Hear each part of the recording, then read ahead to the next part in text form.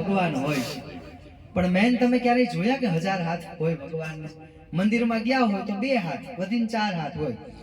1000 હાથ વાળા ભગવાન જોયા નથી, પણ લખ્યું છે કે શાસ્ત્રોમાં 1000 હાથ વાળા ભગવાન હોય. પણ જ્યારે કલાકાર અહીંયા મંચ ઉપર હોય, આજે હું તમે આપણે કલાકાર જ છીએ, અહીંયા મંચ ઉપર હોય ને જ્યારે પ્રેક્ષકોમાંથી તાળીઓનો ગડગડાટ થતો હોય ને, એમાં જ 1000 હાથ વાળા ભગવાન દેખાય.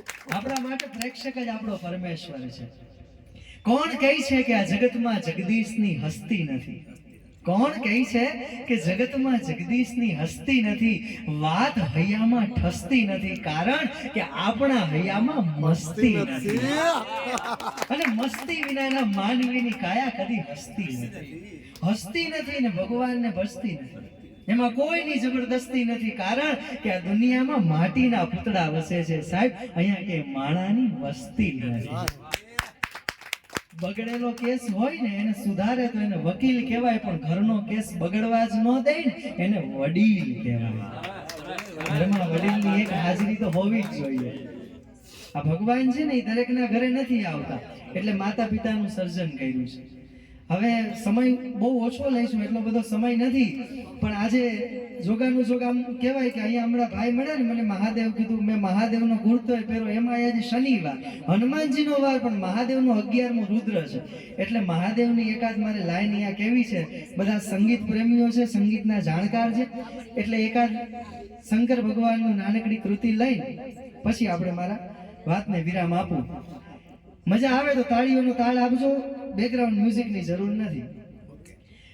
કે પણ શિવ સમાન દાતા નહીં, ઓન જો ને વિપત વિદારણ હાર. હે અબલ જાય મારી રાખજો, અરે રે શિવ નંદી કે યસવાર. છે શક્તિ કેરો સાથ જટા પર ગંગ વહે, દિન રાત ડાક ડમરૂના ડમડમાર. શંખના નાદ કરે છે વાત, ભોળાને ભજો જીવ દિન રાત, શિવને ભજો જીવ દિન રાત. હે કાર્તિક ગણેશ શિવના બાળ, ઉમૈયા અર્ધાંગીની નાર. દશાનન કરે શિવના જાપ, તેઓ પણ કરે છે એક જ વાત, ભોળાને ભજો જીવ દિન રાત, શિવને ભજો જીવ દિન રાત. કે શિવજી શોભે છે કૈલાસ, ત્યાં વસે દેવો ઋષિ રાજ. ચારણો નંદી ચરાવે ત્યાં કરે છે 4 વેદની વાત, ભોળાને ભજો જીવ દિન રાત, શિવને ભજો જીવ દિન રાત. કરે છે શિવજી તાંડવ નાચ, દિગપાળો ના ધ્રુસતા હાથ, જોઈને દેવો ફફડે યાર. ત્રિશુલ ચમકે છે એવા, શિવને ભજો જીવ દિન રાત. શિવને શું કામ કહેવાય ખબર? એને દેવાધિદેવ મહાદેવ કહેવાય છે. એને દેવાધિદેવ શું કામ કહેવાય ખબર છે?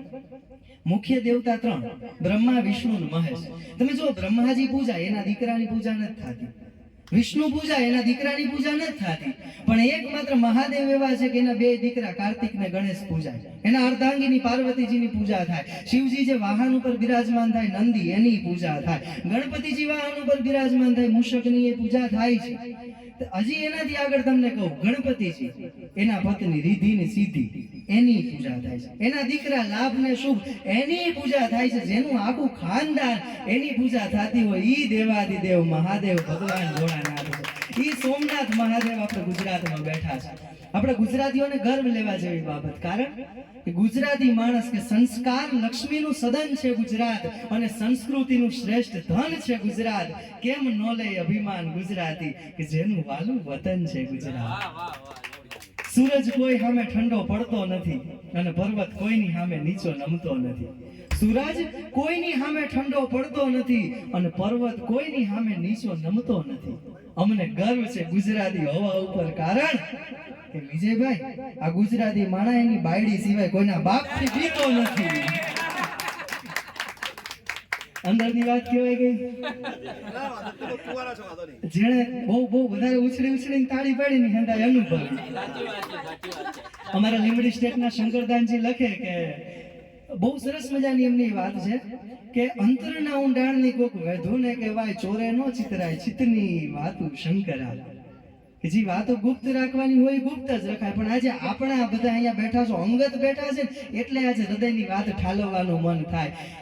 અને ત્યારે આજે નાનકડી 2 પંક્તિ કહીને હવે વિરામ લઉં મારા શબ્દોને, કે ખબર નથી ખબર નથી કે આજ રંગત મળી જશે, ખબર નથી કે આજ રંગત મળી જશે અને તમારા જેવાના સ્નેહની સુવાળી સંગત મળી જશે.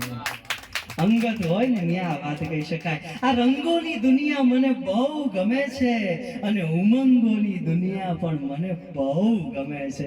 ભલે હોય ક્ષણિક કે અલ્પજીવી, પણ આ તરંગોની દુનિયા મને બહુ ગમે છે. મિત્રો, આજે મળ્યા છીએ અને કાલે ફરીથી મળશું, કારણ કે સંબંધોની દુનિયા મને બહુ ગમે છે. વિજયભાઈ, આપનો ખૂબ ખૂબ ધન્યવાદ અને તમામ કલાકાર કસબીઓ અહીંયા જે પણ મંચ